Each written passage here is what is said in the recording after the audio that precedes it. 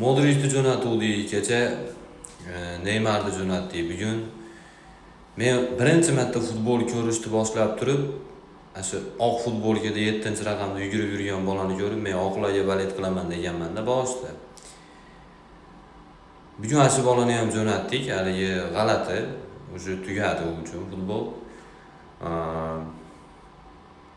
G'alati tugadi. Men misol Messi bu jahon chempionatini yutmasa u uchun achinarli tugamaydi-da, chunki yutmagan narsasi qolmadi. Tan olish kerak, Ronaldochi bo'lsa ham yutmagan narsasi qolmadi. Hali Messini personalniy haligi anti fanati bo'lsa aytish mumkin, haliginaqa pushkash degan jinniket sovrinlarida u uncha kerak emas.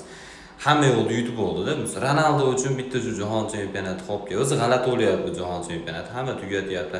U yoqda Tramp o'zini futbolistlarga MMA uyushtirib, уже mana Belgiya bilan o'yinga Matapilavi ko'tarib tushgan ruxsatnoma bermoqchi bo'lyapti.